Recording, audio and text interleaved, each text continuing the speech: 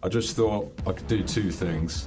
I could sit around and do nothing, or I could just concentrate on trying to be creative, keep my head occupied. And then I thought, right, if we're ever going to start our own brand, it's got to be now. It's now or never. I think every decision in our lives has been based around what we do, surfing, living that lifestyle. Timo Mullen and Karl, founders of FoamLife, a brand creating simple, stylish, and sublimely comfortable products that don't cost the earth. And we said, let's set our goals high, and we're gonna be the number one sustainable footwear / flip-flop brand in the world. We have some shit days. If you think about what we've been through COVID, straight after COVID, a war. During COVID, there also was a shipping crisis. I'd rather fail at this than regret not doing it.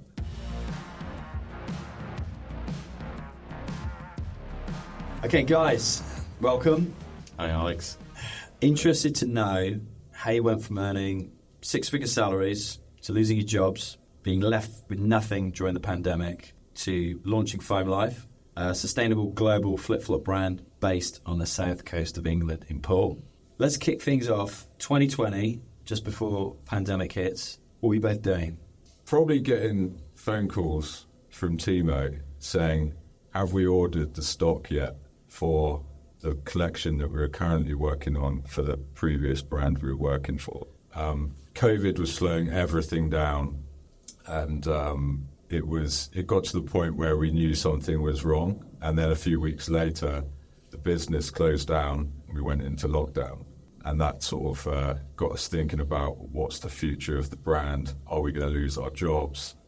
And so I was running the design department, production, buying, garment techs, the creative side of marketing. Timo, you were sales, weren't you? Yeah, this is for one of the biggest... I could see you in sales. Yeah. So this is for one of the biggest sports surf lifestyle brands, definitely in the UK, turning over at its peaks, 63 million. Really? Yeah, it's a brand called Animal, actually, which I'm sure everyone has heard of. And both of us had been there. I was there for 23 years. No way. In sales, yeah. And Karl was there for... I was there 17 years. Wow. Yeah, so times. yeah, so we were very well experienced in everything. And obviously when you work for a company as long as myself and Karl did, you're very near the top. And, you know, a lot of things that are going on, sense a lot of things. We were obviously both earning pretty big salaries at that point. And yeah, suddenly with COVID and, you know, the owner of the company, you know, looking at what the future might hold. And he decided to close the company down and sell it. Because no one at the time knew how bad COVID was. We all thought it was like a couple of weeks on hold, didn't we? All we knew was everything's closing down, retail's going to die. It just all went to a standstill. And actually, when we went into lockdown, I was still working for Animal for a while. So I was still in the management meetings. We were still trading online. And then actually that sort of month into it, sales figures, I think, were the best they'd ever had online. So it sort of showed that there was something else coming around the corner, that big e-commerce boom. Some brands weren't even online. Yeah. That's the crazy thing. They had to like knock up an online, like Lush was being one example. Yeah, like so. There was obviously a massive COVID spike, but at the same time, the company had already gone down the point of they were going to close, you know, because at the time Animal had 53 retail stores, I think, you know, at one point. I think around the time of COVID, they still had over 30. And obviously those are in big high rent locations. You know, I think one of the locations was $1 million a year rent. And obviously, yeah, that just kills, you know, the business. So, yeah, we went from the middle of COVID going into full-on lockdown and us basically losing our jobs. I'm in sales, so if I can't sell to anyone, I don't earn any money. But we've both always been, like going to each other, you know, like, when you're working for somebody and making so much money, you know, like the profits at Animal were huge. And you go, we could do this. We could have a piece of that. I think everyone thinks that, don't they? I think anyone in any job who's working for someone goes, but 99% of people don't. Exactly. And it's that. And I can see why they don't as well, because, you know, it's going from... We'd always talked about it. Like, I'd say for a year previous to that, every month, it was like, yeah, we need to do it. We were both so busy. You know, often I was opening up the building in the morning and closing it at night. Timo was out on the road selling. It was just something he just didn't have time for. It's not something that we could have set up in the background. Right. So actually, I think COVID actually turned into a blessing. What started out being an absolute nightmare, I lost my job. And then that day, I think I got on the phone to agencies and said, right, lost my job. What else is out there? And they just laughed. They said, come back in 6 months' time. So when was that in 2020 then, out of interest? I would say it was around April. Okay, yeah. Okay. And I just thought, luckily, I mean, you know, I'd been there 17 years. I was on a decent notice period, had a bit of a redundancy package. So I had a bit of breathing space, but I thought that money's going to run out quick. Yeah. And then I started watching a lot of podcasts, started getting into my art a little bit more, did a lot of art, street art, and released a few screen prints. So I just thought I could do two things. I could sit around and do nothing, or I could just concentrate on trying to be creative, keep my head occupied. Started off doing a lot of art and design, and then I thought, right, if we're ever going to start our own brand, it's got to be now. It's now or never. What are we actually waiting for? We've always been too busy. We've been earning a good salary. It's too much of a risk. If we don't do it now, we're never going to do it. And were you waiting for him?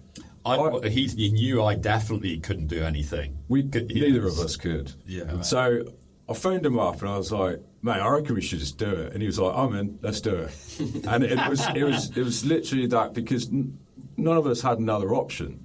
So it was like, it was that thing. If we don't do it now, when are you actually going to do it? When is the right time? There is never a right time. There's never a right time. I think we were both well up for it as well. So it wasn't even like... But what was the catalyst then that made you pick up the phone and go, we're going to do it now? I was watching a lot of podcasts at the time, people like Gary Vee, people like that. At the time he was doing a lot of podcasts, I think daily, and it was all about going off and doing your own thing, chasing your dream, what are you waiting for, that sort of thing. Yeah. I was religiously just listening to it daily whilst I was working on my subconsciously manifested. Yeah, my personal art projects, and it was. I just thought, right, let's just do it. So I gave him a call and said, let's do it. And we did actually think clothing to start with, right? Because that's sort of naturally the thing for me was clothing. Let's design a clothing range, just put that out. And then it was like, well, everyone's doing clothing. Clothing's so easy. People now can just go onto Timo and just send in a graphic, get stuff printed on. It's so competitive. What new can you do with that? So it's like, well, let's pick a category that we knew needed a bit of work. So there was no one doing that category well, like flip-flops. And it's something that we knew that Animal sold really well. We knew that they would be out of the market for at least a year. Right. So if that IP got sold, which it went on to being sold, we knew we'd had at least a year to come up with something like flip-flops that had... Was that an agreement straight away? We both said it at the same time. The funny thing was, it was something that I thought about, and I phoned him and I said, right, if we're going to do this, just think about what category would you pick? And I thought he was going to come out and say clothing, and he didn't. He said, I reckon we should do flip-flops. And it was like, that's exactly what I thought. But I think as well, if you remember in lockdown, it was the best weather we've had in 20 years. Yeah. So it was boiling hot, and everyone was living in flip-flops as well. So at the time, we were like everyone else, trying to buy a pair of flip-flops. And I think we were looking at it, just going, like... we'd always obviously worn Animal flip-flops because we worked for Animal, you know, and so you'd never really looked at what the competitors, when you're in that buying decision mode, and we looked and went, it's stale. Like, so who are we talking with? I mean, the obvious ones, Havaianas, Reef. Yeah, Havaianas, Reef. all the big surf brands, you know, Got their own, yeah. Quicksilver, Billabong, Rip Curl, they're all doing their own. They do some really nice stuff. Like, you know, we both love Reef flip-flops. They're amazing, but they hadn't moved on, and we were going. No one was really doing like sustainability and style at the same time, and I think that's one thing we really sort of went for, didn't we? We were like looking at it, going, when you think of sustainability, which we're both very passionate about because we're always in the water, in the ocean. We're in that age group who do care about the environment as well. So we were like, but everything that's sustainable looks like, you know, it looks like, sustainable. It looks sustainable. Yes. So it looks like stylish. Yeah, it looks like. You know, Borat, he does the Kazakhstan, and he goes up into the mountains. This stuff looks like it's been made in the mountains of, you know, Kazakhstan. And we were like, okay, let's break that narrative of, sustainability doesn't need to look unstylish. Let's make it our product, number one, stylish. In Kazakhstan. yeah. It would be a lot cheaper there, I'd say.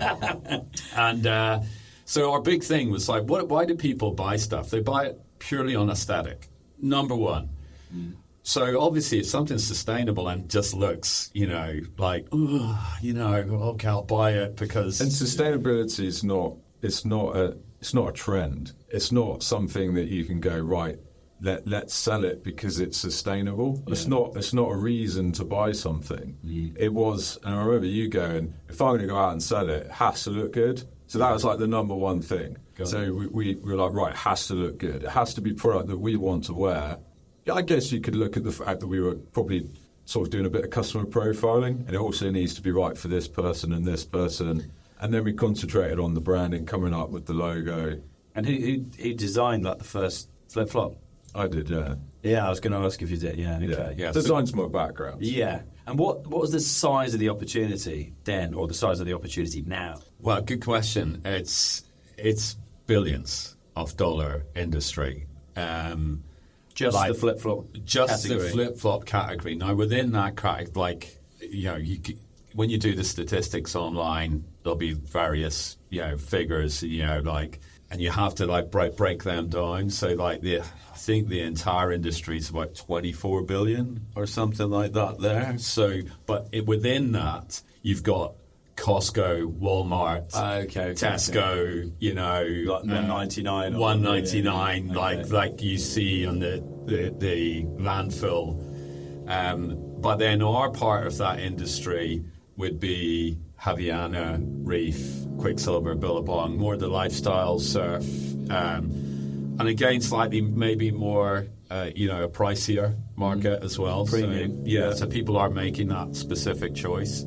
So we've kind of figured, right, okay, so that part of the market is worth, you know, let's say it's worth 2 billion. So if we could get even just 2% of that market, which we definitely thought we're more than capable of doing, you're into like a 40, 50, 60 million pound business straight away. And we went, right, let's go after that. And let's set our goals high, because that's what you do, eh? You know, like you don't ever want to be you don't ever want to be second. You want to be number one always. Yeah. And we said, let's set our goals high, and we're gonna be the number one sustainable footwear / flip-flop brand in the world. I think that it was important to make it accessible. So there was a few things that we focused on when we started the brand and looking at the product. Was Timo's mentioned a couple of them already, was the style, so it had to look good, the sustainability, and the comfort. The comfort had to be really important. There's a lot of brands out there making good-looking flip-flops, but they're not comfortable. Yeah. And then cost, so it needs to be affordable. There's no point in making an all-singing, all-dancing, sustainable product, but they're £100 a pair. I mean, there's some brands out there that do exist, and they are like that. So we wanted it to be accessible to everyone, be a decent price, so everyone could afford, and they could sort of buy into those 4 pillars. And what kind of market share do the big boys have? I'd say Havaianas makes up a big percentage of that lifestyle, beach market, I'd say they're probably, 30-40% of that market, and then reef would be 10 to 15%, and then you've got lots of other brands, So we know we're quite well connected after 23 years in our industry, not just through professional working, but through sports, I used to be a professional athlete, so I got to know a lot of people. We've been to a lot of trade shows in the US and Europe, and bit of networking. You get to know the right people, and so you're kind of put people sat up and listened to what we were saying. So what were some of the first things that you did? So you were working on what the perception of the brand was going to look like from the outside world looking in. You designed first flip-flop. What kind of steps did you make then? We're talking, do you have to find a manufacturing plant? When you have to hook up like distribution, you've obviously got relationships that you can kind of lean in on there. Talk me through some of those.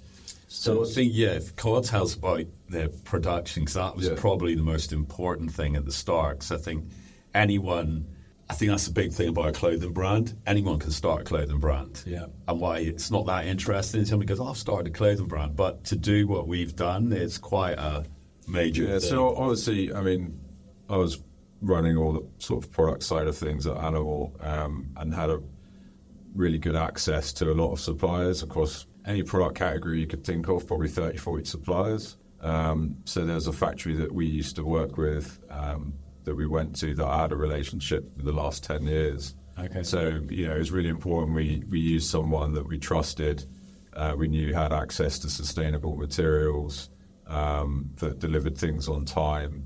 So that was easy to find. We got in touch with them and just said, look, thinking about doing a brand. And they were really supportive. They were like, do it. I believe in you, Karl. They were backing us to really launch this, pushing us to do it. Come on, you can do it. Yeah. And they'd seen probably a little bit of a dip, I think, from some of the other big surf brands. Mm-hmm. And they'd seen smaller brands come through that started doing quite well. So some of those bigger brands, the sales or the orders for them had been dropping, and these newer brands coming into the market, they'd seen quite a nice sort of incline. Particularly in sustainability as well. Yeah. So that part was easier. So I would say we started sort of throwing around ideas in April. By May, we'd registered the trademark. We'd got the logo done. And I think by the end of May, we had sort of the first CAD drawn of the basic shape. So it was like, our thing was one shape in a ton of different colours and different materials. Keep it really simple. Same for men, same for women's. Yeah. Different. And then just like minimum orders for the manufacturer. Yeah. Went to the supplier and said, this is what we want to do. We started off using, certain materials like recycled EVA, some hemp and some recycled materials. And then making sure all of our packaging was plastic free. So there were certain things that we knew we could do. So, for example, where you have things like a swing tag on the product. Yeah. From market research, there are some people doing certain sustainable materials and packaging, and they'd have a tag saying made from rPET, made from post-consumer plastic bottles.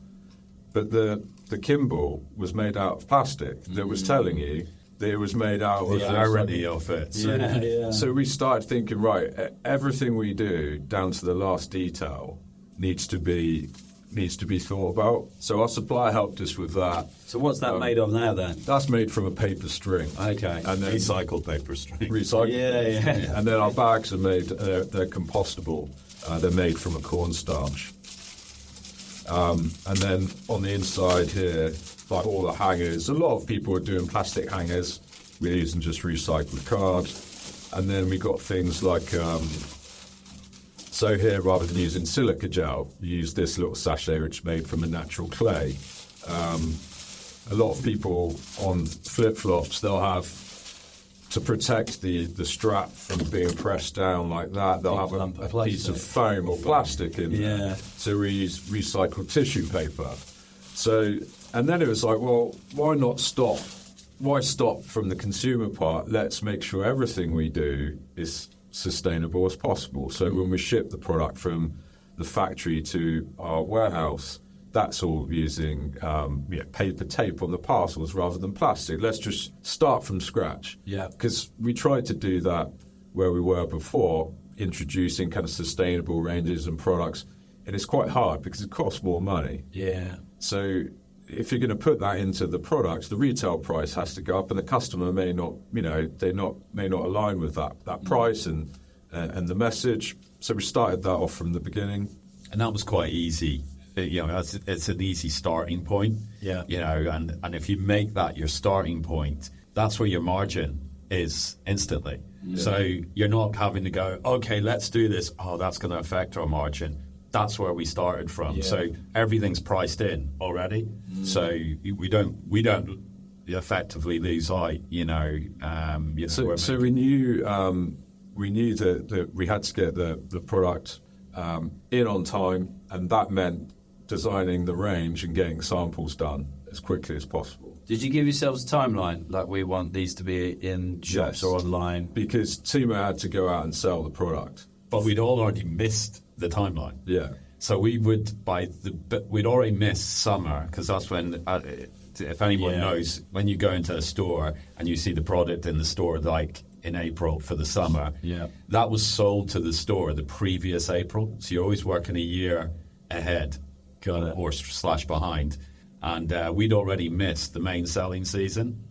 Now, the only good thing that was working for us is where COVID was turning out to be an absolute as COVID hit, everyone thought it was the end of the world. But what actually happened in retail is retail had the biggest boom it had ever seen in 50 years. So all the stores didn't have enough product. So when we were going in then, by the time Quicksilver had been in, Havaiana had been in, Reef had been in, sold the product, they were going, you would normally just be shutting the door. Yeah. We've got too much. They were going, we need more. And we need something new. Wow. We've got nothing new. So they were very receptive to a new brand. So we hit the gold moment, and we brought in all the pre-orders. We smashed it. That's like the 10% luck element. Yeah, pretty much. Yeah. We designed the range, I think, in about a week, and then all of us were working 18-hour days. Yeah. It was just and bearing in mind we set the brand up over Zoom, so we never had a meeting together. No physical meeting. It was all on Zoom calls.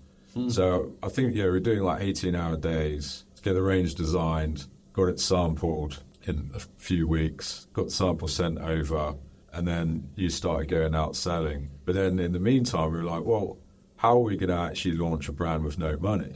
Like we'd been living off the money that we had in the bank. We had nothing. So it's like, and this was that kind of thing of like, well, let's just worry about that later. Let's get the orders in. Yeah. If we get orders, there's a brand. Yeah. We know what we're capable of, but there's no point in trying to get investment if we haven't got any orders behind it. Well, I think a lot of investment, and I guess any entrepreneur out there, I do hate the word entrepreneur because it's kind of cliched, but any entrepreneur out there will know that when you go to investors, you generally are going to them with an idea, and they invest based on an idea. But what we were able to go, we've got a really good idea. Here's our idea.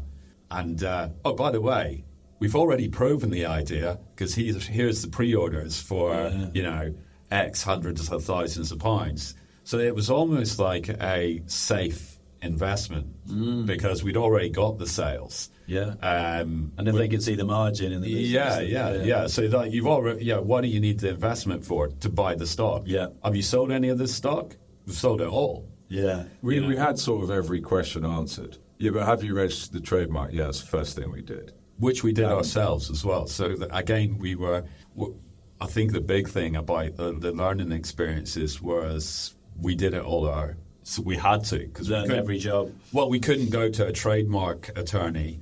It's very US, isn't it? But a trademark attorney would charge you £10,000 to £20,000 to register trademarks. Wow. And we looked into it ourselves, and I had done this previously. I had a brand previously, and I already had done all that myself. And it costs you, believe it or not, about a couple of £100. Actually, probably more than that. I'd say about £1,200 to register a trademark. And not 20 grand. Not 20 grand. And the work involved isn't that hectic. It's like, the government have an agency that helps you. And they basically guide you through the process. So we did all that ourselves. And, so boom, product came in, hit the shelves. We got our investment, which... I think we got an investment by, I think it was agreed by October, wasn't it? Yeah. And I think the investment came through in December. And I think what everyone was really impressed about is how quickly we executed this from sort of initial conception, sort of April, May time, to getting it, pre-orders by sort of end of September. All the pre-orders done in the UK. And then investment December that then fueled the next April. Paid for the stock. It sounds really quick to me, like timeline-wise. It does seem really quick. Yeah, and if you look at the one thing that, again, we've no previous experience of doing that, like going out, getting investment. So the way we got it, we just went, all right, that's the way it happens. But in hindsight, we look back and go, we approached 7 investors. And are these people you were already in your network? A little bit, and then connections to our network, who started to hear rumblings about what we were doing. And when you look at previous episodes of Dragon's Den, and they say the most successful pitch ever on Dragon's Den, and it will be, the guy only give away 2.5% of his business for X or whatever, and what we give away from our business for X beat all Dragon's Dens once out of the park. Massively. Right. We were obviously very aware, we're onto something, which we knew, and because you had demand. We had demand, and obviously we started it in COVID, which people are very, you'd obviously shown resilience. I was going to say, what was the reaction from both of your families, friends, etc., starting a business in the pandemic? I was very conscious not to tell anyone for a long time. So I'd spent, I'd say, a good few years telling everyone one day I'm going to do my own brand. And you could see after a while people going, yeah, sure you will. Because everyone says it, right? Especially designers, people that are in that industry. Yeah, I'm going to do my own brand one day. So I thought, you know what, keep your mouth shut, just get your head down, concentrate on it. And the only person I spoke to about it was obviously Timo and my wife. And she was like, I said, look, I think this is what I'm going to try and do. She was super supportive. She just said, yeah, you have to do it. You have to do this. Shout out your wife. What's your wife's name? Daniela. Yeah. So she was really supportive. She told me I had to do it. She said, if you don't do it, you're going to regret the rest of your life. And it was something I knew I needed to do. I didn't even tell friends until I think we actually had a range. I think when we came out of lockdown, I then sort of started telling people. We also had to be quite secret squirrel about it, because obviously when you're starting your own thing and you think you've got this idea, and everyone thinks what their idea is groundbreaking and a niche, and we kind of knew we were on to something pretty special, so we wanted to keep it very quiet. Obviously, when as well you register a trademark, you've got this awful 6 months to wait for somebody to challenge the trademark. Yeah, like as Karl said. Did you do the same? Didn't tell family? Yeah, just family, and again, they were a little bit nervous, I'd say, because we both had pretty nice lives, and then to go it's a definite gamble. Yeah, a lot lower salaries and everything on the line. We'd put a lot of our own money into it as well. So we had, a saying that you'll get a lot of investors saying, hey, what's your skin in the game? And we're like 19 hours a day. Never having any time for your family, because you're working all the time, and your own the last of both our savings we put into the company, so we we literally went balls deep, fuck it, let's do this. We're going to do it properly. So, yeah. What is living the foam life? Good question. Yeah, so when we came up with the brand name, so a lot of people ask us, why FoamLife? Yeah. So basically, we live and breathe being in the water. Alex, I see Alex every morning. Actually, I know for me, we swim every morning, 6:30. Myself and Karl have surfed, windsurfed all our lives from like little groms. I'm 51. Karl's 44 next month. 44 next month. So we've basically been in the water all our lives, and what happens when a wave breaks? There's always the residue of a wave is foam. It's like the foam in the water, and we're always in the water. And we actually we're like, okay, that's a really cool name, foam. And then we're like, yeah, but it's a lifestyle as well. It's just not about, being in the water, being a surfer, being a windsurfer. It's also a tribe as well, Back in the day, a long time ago, I think you still do get it in different, you'll always wear an LA Raiders T-shirt. Or hoodie. So I already know you're a Raiders man. Yeah. So back in the day, if you had an animal watch strap on and you saw somebody at the bar in a nightclub or whatever, and they're leaning to pay for their drink, and you saw the animal watch strap, you go, mate, he's part of the tribe. He's a surfer. Yeah. So we went, it's a lifestyle, because it is, it's like... So would you have called it foam if that was available? We tried to. I was going to say, or was that part of the process? Yeah. So if you call something foam, you're like basically, I hope I get this right. So if we tried to trademark a pair of flip-flops and call it foam, you're basically telling the consumer, these are foam. But that could be every single pair of flip-flops in the world is foam. So you can't call a pair of flip-flops foam, but you could call you could call a wooden stick foam. So for example, a good example is Apple. Right. So an Apple computer is clearly not an Apple. Yeah. So that's how they get away with it. So you're not basically saying this is foam. Yeah. Like this is we are saying this is foam. But we liked that double meaning. Yeah. So it's we've got a product that's essentially made out of foam, and then Timo's explanation of the lifestyle. And then FoamLife came along. We were just like, yeah, we love it. That's it. And it was instant as well. And then he's so genius at design. He just goes like, right, I've got it. I'll come up with the logos. And he came up with these by 8 choice of 8.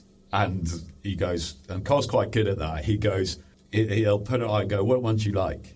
And I'll be like, I like that one. He goes, cool. That's the one I liked. and that was it. It was probably a 5-minute, decision. That was it. And that was it. That's the one we're going with. No deliberation. Boom. So, so leading the foam life is leading a beach lifestyle. Like we're very surfing, and I think any sport that someone's passionate about, it's quite cliquey. I think every decision in our lives has been based around what we do, surfing. Living that lifestyle. Yeah. So we've worked our asses off, since we've left university. But I think even so, down to the university we went to, we both went to Plymouth. So that where you first met then? No, actually. Thank God. It was like a godsend. We didn't, I think we were But we picked that because there's surf there. Yeah. So it's not just because we wanted to go surfing, but that's an important part of our life. Although, you say that, but also Plymouth Uni was, actually it was a uni when you went. When I went, it was a poly. Yeah. Polytechnic. And of course, you wouldn't have met at the same time. Yeah. Okay. So, but the course that I did was maritime law, and there was only about 2 universities almost in the world that did maritime law, and I was like, oh, that's quite cool, because it's about shipping. Any job you're going to get is going to be near the sea. So I was like, that's a cool job. And law's all about stories, and as anyone knows me, I love to talk, I love to tell a story. I like to hear a story as well. And so where did you meet first time? Animal. Yeah. Okay. So years later. Karl came into Animal as a junior designer. I was a junior sales guy at the time as well, and we got on really well as well. You know, both surf. We both were single. Yeah. I think that was the other thing. It was like, you know, the FoamLife. We say, what is the FoamLife? It is that every decision we made, it's like picking the university. Well, for me anyway, was Plymouth. There was surf there. You know, there's probably other universities I could have gone to study design, but there's waves there. I can go, I can do that there. I can do the two things I love. Then it was, so I came out of uni and I was like, right, what job do I want to do? Well, every single project I did at uni was geared towards something in the surf industry, to the point where my lecturers were saying, you're not going to get a job in this, you need to start it. And I think that was where I've always sort of been a little bit like, no, I want to do what I want. I'm not going to listen to what you're saying that I should do. And it's quite a big thing, I think, for both of us. It was like, not that we hate authority or can't listen to, you know, to someone, or it's just that thing of like, we've got to follow our own path, do what you want to do. And I think that's quite important for us. And so left uni, started a job at Animal, and that was obviously sort of within the surf industry. So my jobs now, and even down to my wife, someone who like puts up with me going surfing all the time, that had to be, you know, quite an important thing for me. So every life decision has been made around surfing and getting in the water. And word you mentioned there earlier, global. Are you a global brand now? Do you have ambitions to be global? What markets are you in? You're looking to go into as well? Yeah, I think both of us were very aware. You ain't going to make, you're not going to make something a legacy by being, you know, there's those guys who made like a flip-flop brand from the UK, you know, which we were very well like, we want to make a legacy brand and the global brand and something that's going to be millions and millions of dollar brand, make a difference as well. Yeah. So, you know, the fact where, you know, challenging all these bigger brands, you know, like in the, you know, some of the biggest lifestyle surf stores in Europe, we're already the number 2 brand. So, yeah, so like we're already ahead of Quicksilver, Roxy, Billabong, Rip Curl. I think one of the stats we had is like you've sold more this was last season. We'd sold more than Billabong and Rip Curl combined. So 2 massive brands that have been going that we admire and love, going for years, and we'd already sold more than them. What in a particular? Yeah, in like the, you know, this, they got like 12 surf stores, and they're like they've won awards for being the best stores in the world. And so we were very aware. Okay, we need to make this global. It was quite hard at the beginning, though, if you remember, because when we launched the brand. We did quite a lot of PR at the beginning. There was a few interviews, and obviously we're still sort of just out the back of COVID, and we had Brexit as well.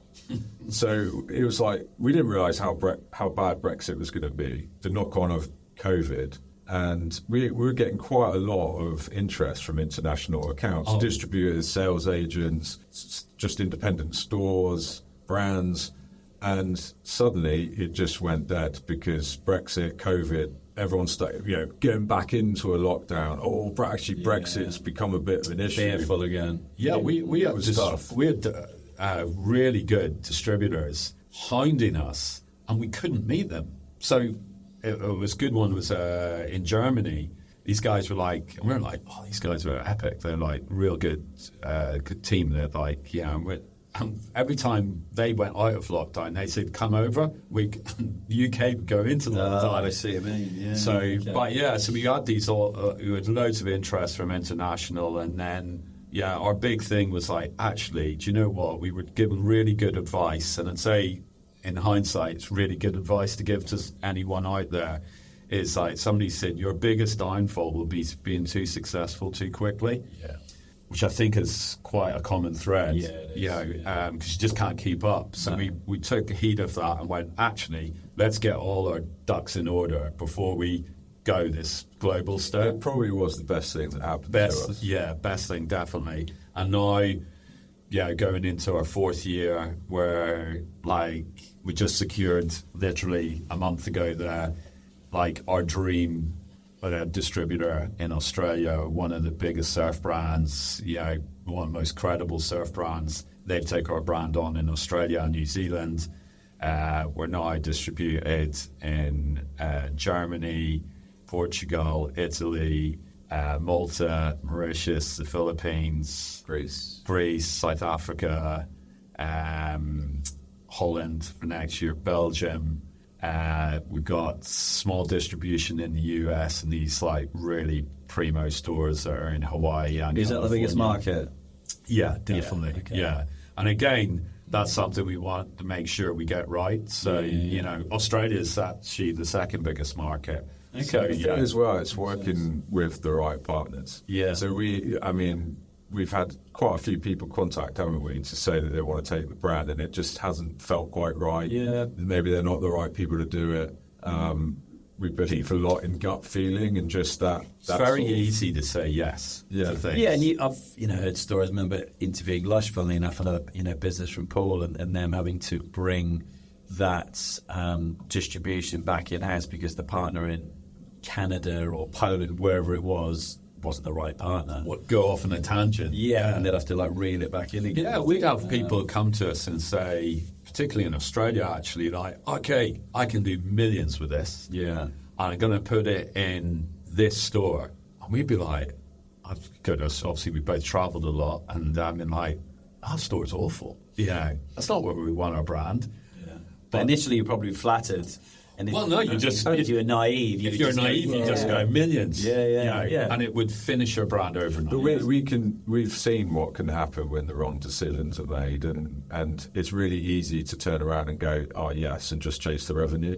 And especially when you've got shareholders to please as well. Is you do want to please your shareholders and go back and say, look, we hit our targets or we smashed the target. Yeah. But actually, it's not always the best thing to do. Here's a question. Give me the best decision you've ever made, and you give me the worst decision you've ever made.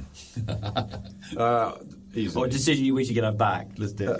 Start in this. Best decision you ever made. Yeah, just taking the plunge and just working for yourself and building something that you want to create, something big that's a passion. Good idea. So it's a lot of work, but it's what we love. Yeah. Worst decision you've ever made? It could be as a business, not just you personally. I'd say I probably would have, in hindsight, devoted a little bit more time to my family. Yeah, I would say that would be something I would say. Mm-hmm. But as everyone knows who starts a business, you're engulfed in it.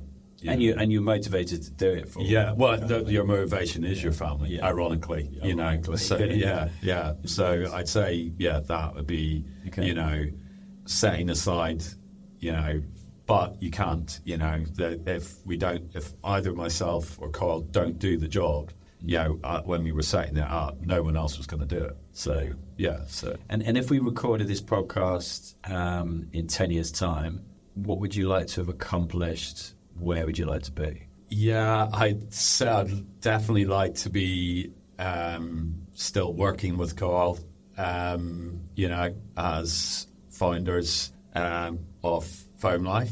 It might well be that it's someone's bought it for hundreds of millions, but we love what we do. I think that's the thing.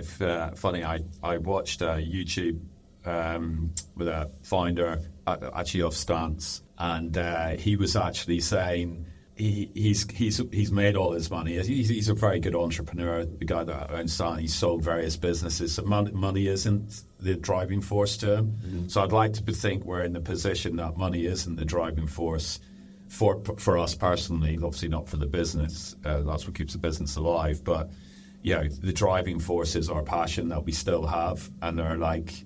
I think that guy at Stance is even more passionate about his company than he ever has been. And, we love it. Like, We absolutely, like, we have some shit days, like fucking shit days. Like, you know, if you think about what we've been through COVID, straight after COVID, a war. During COVID, there also was a shipping crisis, which nobody, like consumers, won't know about. Yeah. And I think that's one thing we've learned is resilience. You know, just keep living, like, put the barrier there, we'll find a way around it. So I think we've always had that, though. So, like, Timo being in sales, it's kind of, you know, a good salesman's used to hearing no, right? So you're not going to get too upset about not everything going your way. And then what I was doing before, there was always a drama. There was always something going wrong. We had a lot of rejection in university, didn't we? So. There's always something going wrong, you know, that's something to fix, and having to fly out to a factory and solve something and something happening. So where would you like to see in 10 years, Karl? What would you like to I would still like to be... Would you still like to be working with Timo? Because he'd like to still be working with you. Yeah. still like to be working for FoamLife and just see the brand grow more, be, I guess, known as more of a household name as far as the brand goes, and be known for someone that changed the industry. Yeah. So someone that's, you hear that brand name and you go, oh, the sustainable flip-flop brand. They're the ones that sort of changed it. Yeah. Have you got ambitions to be a B-Corp, for example? We're going through that process at the moment. So the last 6 months we've been going through that B-Corp process. Mm-hmm. So hopefully by early part of next year we'll have that certification. I think the good thing about B Corp as well is it's actually more about people as well as planet. So, you know, you always hear about the environment and stuff like that there. You know, that's the big buzzword. But you actually forget about people, you know, like there's still, you know, I'm going a bit broader on that there. You know, within B Corp, people is about, you know, diversity and, you know, looking after your people, and, you know, the factories that you work with are looking after their people as well. So just good brand ethics. Good ethics, which, you know, we've both got quite an old school upbringing as well, you know, so we've got morals, you know. Good to know. Yeah. I think as well, like, you know, previous role where I was before, at one stage I was managing, I think, over 40 people, 4 or 5 different departments. And if your team isn't happy, it just doesn't work. People need to be happy in their job and what they're doing. And so I think B Corp is really good for that. It does make you think about everything. And I think if you've got a happy team, it's like we'll get to the point where we'll grow. It won't be about us. We're sort of looking towards the future. It'll be about the team. The team, the people that are sort of running the company are the ones doing all the work. Yeah. And they're the ones that you have to keep happy and make sure you're doing things right. And from the outset, we just said, there's things we learn along the way, and it's like we need to make sure our brands run like this. We'll be like, we didn't like that, so let's change it. But I think the good thing is about B Corp, so if we're making a change, and we know we are, these other brands, like what we're doing, it isn't groundbreaking. It can be, but it'll encourage other brands to do, like, so why are these guys kicking ass? They've really focused on sustainability. So what is happening now in the global market and sustainability is the prices of the sustainable materials are coming down, where they were like huge price because no one's buying them, right? Mm. So now everyone is trying to buy them, so the price is coming down. So it's like you already feel you've made a change, you know. Yeah. But our challenge is to keep ahead of that, you know. And we got like some rad new materials coming out, you know, like even this flip flop, you know, this is our Earth series, and it's actually like this upper is made out of plant-based bio-leather, so that. It looks like leather, but it's actually made out of plants. You know, so and then half this sole is made out of recycled EVA and a sugarcane mix. You know, the toe post is made out of recycled plastic bottles.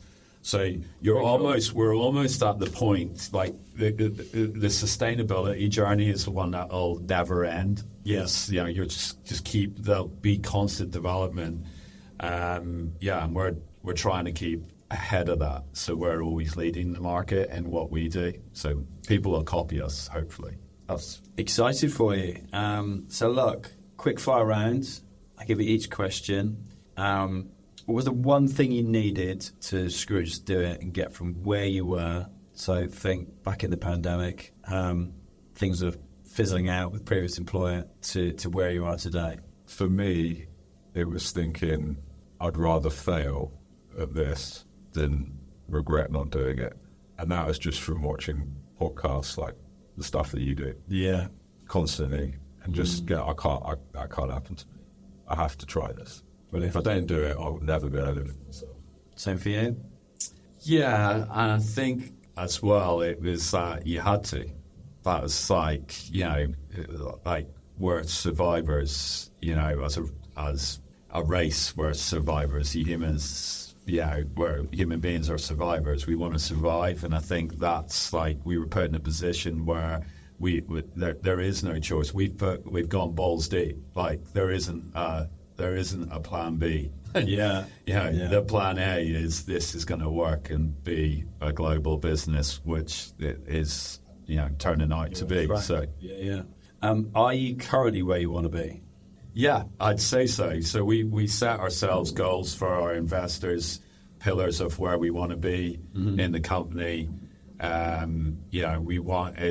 We set ourselves goals of being in these countries with good distribution at this stage, and we're exactly at that. You know, so you know our next step is cracking the US market.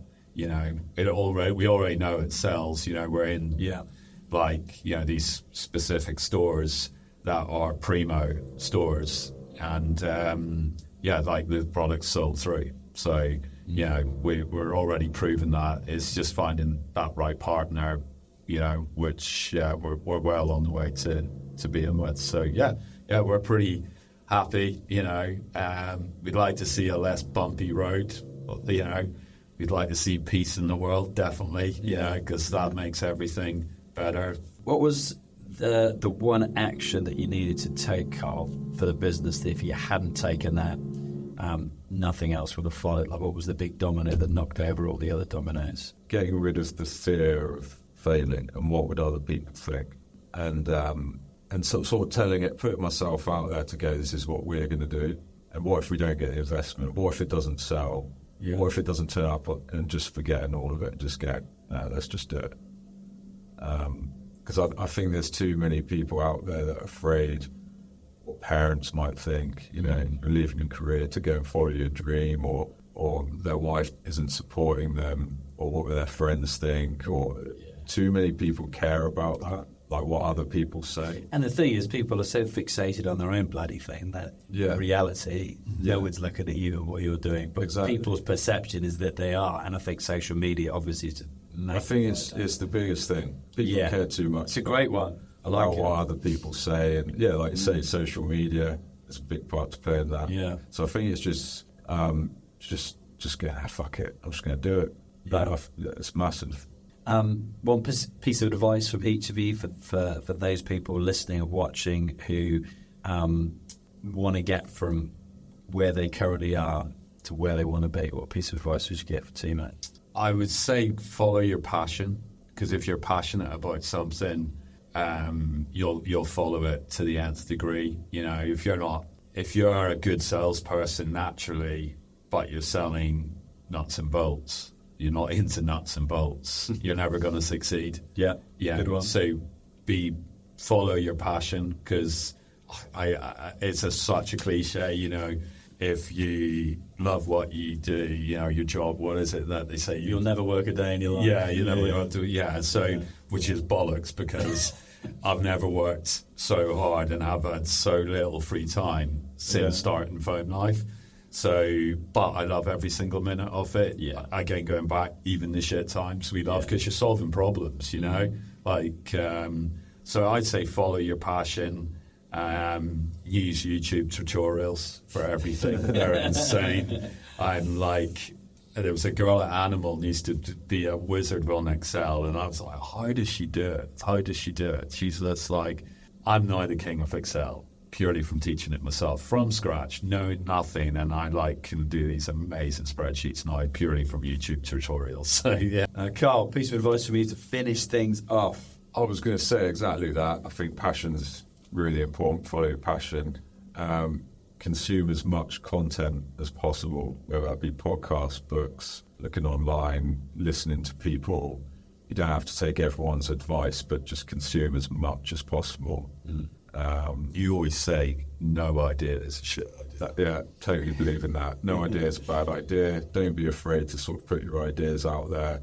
And I think and mix with other people with the same mindset. Yeah. Don't be pulled down by negative people. Yeah, I think that's why we work so well together. It's like I'll go a really good idea, and it'll be like, not raised eyebrows. Actually, it's like, here's another one.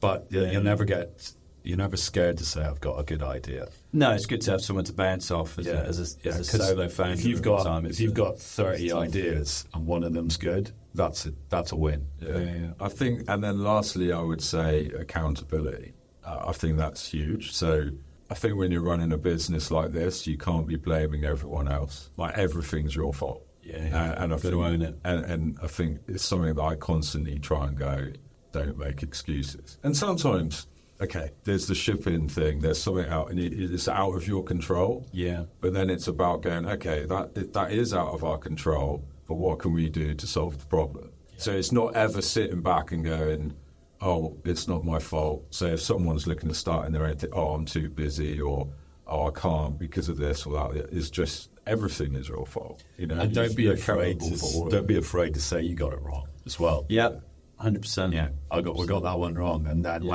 you learn how to manage that. Yeah, brilliant. Well, look, really interesting story. I wish you both all the very best indeed. People want to find out more. Where can they buy?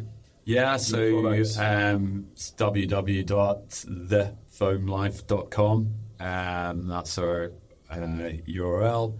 And in pretty much any cool surf lifestyle store around the UK, Europe, Australia, list all the countries, Yeah. And if you've got a cool shop that doesn't stock it and you wish they did, tell them to buy it. I was just about to say, because word of mouth is the best marketing you can have, and we make fantastic product that everyone loves, and you can do as much pay-per-click advertising as you want, but if you've got people out there saying I love these and telling their friends, that's your best marketing. Thanks for watching this episode of Screw It, Just Do It. Let me know what you thought of it in the comments below this video. Has this episode helped move you closer to where you want to be? All that I ask is that if you enjoyed this episode and then it's moved you closer to getting to where you want to be, that you share this episode so that it helps one other person do just the same. Just ask yourself what small action will move you forward to get you from where you are, then screw it and just do it. Until next time.